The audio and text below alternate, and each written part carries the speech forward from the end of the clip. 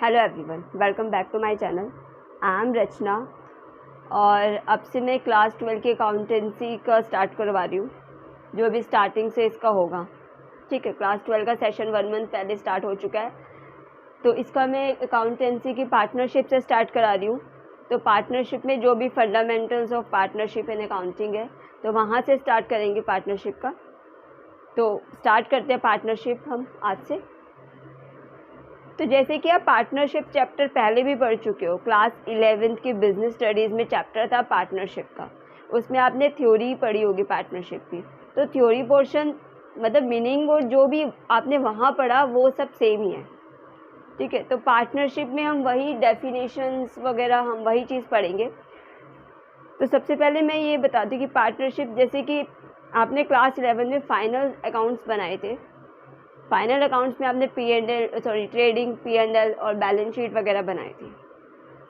तो उसमें क्या होता था कि वो जो फाइनल अकाउंट्स होते थे वो सोल प्रोप्राइटरशिप बिजनेस के होते थे। सोल प्रोप्राइटरशिप बिजनेस आपको पता ही होगा, जब कोई एक बंदा बिजनेस चलाता है, ठीक है, एक ही ओनर होता है उसका, वो सोल प्रोप्राइटरशिप बिजनेस होता है। तो उसमें क्या था कि उसमें वो एक ही बंदे का P&L बनता था, एक ही बंदे की बैलेंस शीट होती थी, एक ही बंदे का ट्रेडिंग होता था, एक ही बिजनेसमैन होता था। तो अब अगर एक ही बंदा बिजनेस चलाएगा तो बिजनेस ज़्यादा अच्छे से नहीं चल पाएगा। अगर वही 2-3 बंदे मिलकर बिजनेस चलाएंगे तो 2-3 जनों का दिमाग होगा, 2-3 जने के नए नए आइडियाज़ होंगे। तो बिजनेस चलाने के लिए वो 2-3 लोग जब ज़्यादा होंगे, मिलकर बिजनेस करेंगे तो बिजनेस अच्छा चलेगा। जब एक बंदा बिजनेस करता है तो 50,000 का प्रॉफिट होता था। अगर वही चीज़ 2-3 बंदे जब मिलकर बिजनेस स्टार्ट करेंगे, उसमें खुद एक जने का ही मनी नहीं होती, उसमें सबकी मनी होती है, बराबर बराबर की सबकी इन्वेस्टमेंट होती है, सबकी कैपिटल होती है। तो इसमें पार्टनरशिप में क्या होता है, जब 2 या 2 लोगों से ज़्यादा मिलकर कोई बिजनेस स्टार्ट करते हैं, उसका प्रॉफिट शेयर करते हैं, वो पार्टनरशिप होती है। अगर मैं बात करूँ अकाउंट्स की, तो इसके अकॉर्डिंग जो एक्ट चलता है, जिस भी एक्ट के अकॉर्डिंग पार्टनरशिप बिजनेस चलता है, वो एक्ट है इंडियन पार्टनरशिप एक्ट 1932। ठीक है, इसके सेक्शन 4 के अकॉर्डिंग जो पार्टनरशिप की डेफिनेशन है आपके कोर्स में, वो है partnership is the relations between 2 और more persons who have agreed to share the profits of a business carried on by all और any one of them acting for all. यानी partnership जो होता है वो 2 या 2 से ज़्यादा लोगों के बीच में जो बिजनेस होता है, ठीक है, जो भी वो मिलकर शेयर करते हैं, जो भी अर्न करते हैं, मतलब सारा प्रॉफिट वो शेयर करेंगे, ऑपरेटिंग में सब मिलकर हिस्सा लेंगे। तो पार्टनरशिप की बात करूं तो एक बंदा तो पार्टनरशिप कर नहीं सकता। मैं अकेले कोई बिजनेस चला रही हूँ तो फिर तो मेरा सोल प्रोप्राइटरशिप हो जाएगा। तो पार्टनरशिप करने के लिए 2 बंदे होने ज़रूरी है, यानी 2 पर्सन्स होने ज़रूरी है। तो मिनिमम कितने पर्सन्स चाहिए? 2। और अगर मैं मैक्सिमम की बात करूं तो 50 पर्सन्स चाहिए। तो जब कम से कम 2 और मैक्सिमम 50 मिलकर कोई बिज़नेस स्टार्ट करते हैं, जहाँ पे वो अपना प्रॉफिट भी शेयर करते हैं और बिज़नेस की सारी एक्टिविटीज़ में वो लोग भाग लेते हैं, तो वो पार्टनरशिप कहलाती है। तो ये पार्टनरशिप की डेफिनेशन है इंडियन पार्टनरशिप एक्ट 1932 के अकॉर्डिंग, जिसमें मिनिमम पार्टनर्स होने चाहिए 2 और मैक्सिमम होने चाहिए 50। अब पार्टनरशिप कर रहे हैं तो एग्रीमेंट भी होगा, और एग्रीमेंट ओरल भी हो सकता है, रिटन भी हो सकता है। ठीक है, अब ओरल एग्रीमेंट भी हो सकता है, लेकिन ओरल का कोई भरोसा नहीं होता। अगर सपोज ओरल एग्रीमेंट है हमारे बीच में एक मौखिक समझौता हुआ है, तो मौखिक समझौते में कोई भी अपनी बात से कभी भी मुकर सकता है। तो इसलिए ही रिटन एग्रीमेंट ज़्यादातर प्रिस्क्राइब्ड किया जाता है पार्टनरशिप में। तो रिटन एग्रीमेंट, जब पार्टनरशिप का एग्रीमेंट होता है, रिटन एग्रीमेंट, तो वो एग्रीमेंट कहाँ होता है?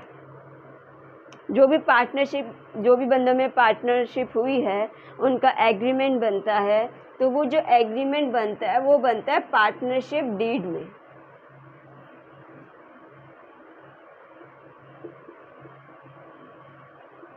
पार्टनरशिप डीड हमारा एक लिखित, मतलब जो भी हमारा लिखित समझौता होगा वो पार्टनरशिप डीड में लिखा जाएगा। तो पार्टनरशिप डीड में वो सब चीज़ें लिखी जाएंगी कि कितने एम्प्लॉयज़ हैं, कितने पार्टनर्स हैं, उनकी क्या सैलरी है, किसको क्या सैलरी दी है, कौन कितनी कैपिटल लेकर आ रहा है, सबका नेम, एड्रेस वगैरह वगैरह सब चीज़ें, रूल्स, रेगुलेशंस, कंडीशंस, जो भी चीज़ है वो सब लिखेंगे। प्रॉफिट बटेगा कैसे बटेगा, क्या ड्राइंग्स है, क्या इंटरेस्ट है, मतलब जो भी चीज़ होंगी वो सब पार्टनरशिप डीड में लिखी जाएगी। यहाँ अगर एक रिटन पार्टनरशिप डीड होती है तो इसमें कोई भी जो पार्टनर है वो अपनी बातों से मुकर नहीं सकता। तो हर चीज़, name, address, agreement, rules, regulations, conditions, salary, किसको कितना रेम्यूनरेशन मिलता है, कौन कितना प्रॉफिट का हिस्सेदार है, कौन कितनी कैपिटल लाया है, किसको कितना इंटरेस्ट मिलना है, देना है, वो सब किस में लिखा होता है? वो लिखा होता है पार्टनरशिप डीड में। तो अगर पार्टनरशिप डीड है तो बहुत अच्छी बात है, हमें सब कुछ पार्टनरशिप डीड के अकॉर्डिंग ही करना है। लेकिन किसी किसी बिजनेस में पार्टनरशिप डीड नहीं होती, तो जब पार्टनरशिप डीड नहीं होती तो उस केस में कैसे करेंगे?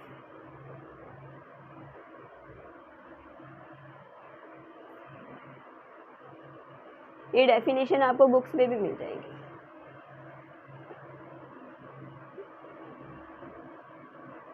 अगर पार्टनरशिप डीड है तो जो भी डीड के अकॉर्डिंग है वही हमें मानना है। लेकिन अगर सपोज पार्टनरशिप डीड एब्सेंट है, यानी एब्सेंस ऑफ पार्टनरशिप डीड के केस में क्या करना है?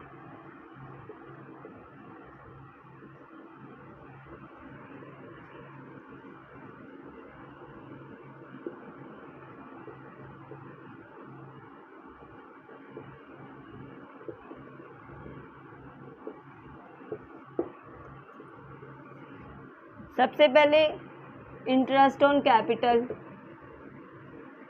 नहीं दिया जाएगा। अगर डीड में लिखा है तो ही इंटरेस्ट ऑन कैपिटल मिलेगा, अगर डीड में नहीं लिखा है तो इंटरेस्ट ऑन कैपिटल नहीं मिलेगा।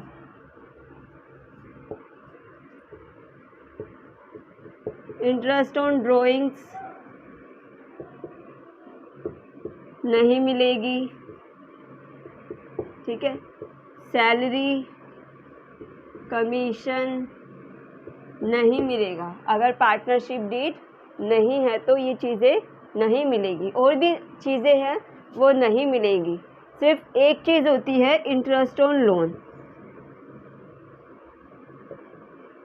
अगर सपोज कंपनी ने कोई इंटरेस्ट लिया है तो वो लोन तो पे करना ही पड़ेगा। तो इंटरेस्ट ऑन लोन जो होगी वो पार्टनर्स को, जैसे पार्टनर्स ने कोई लोन लिया है कंपनी से, तो वो इंटरेस्ट ऑन लोन 6% की दर से पे किया जाएगा। ये है, ठीक है। अगर पार्टनरशिप डीड नहीं है तो इंटरेस्ट ऑन लोन 6% की रेट से पे किया जाएगा। और जो भी प्रॉफिट होगा वो इक्वली डिवाइड होगा।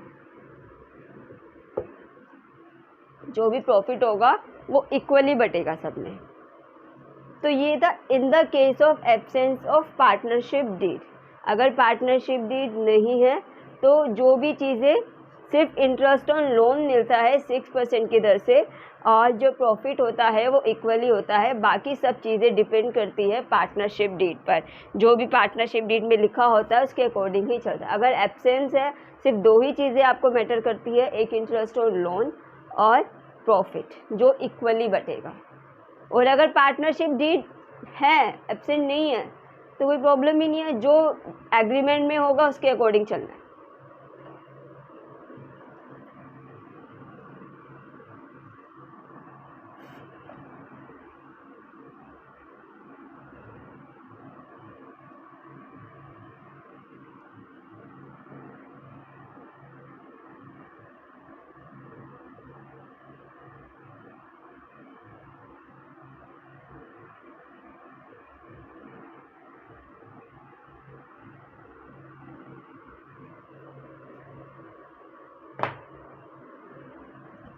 तो ये था पार्टनरशिप और पार्टनरशिप डीड का हल्का सा बेसिक, ठीक है। नेक्स्ट क्लास में आपको मैं interest on loan, interest on capital, P&L appropriation वगैरह के चीज़ें और क्वेश्चंस जो भी न्यूमेरिकल्स होंगे वो विद परफॉर्म आपको समझा दूँगी, ठीक है। आज के लिए बेसिक में बस ये दो चीज़ें। आई होप आपको आज की वीडियो अच्छी लगी हो, तो प्लीज़ मेरी वीडियो को लाइक कीजिए, शेयर कीजिए, मेरे चैनल सबको सब्सक्राइब कीजिए। Thank you so much.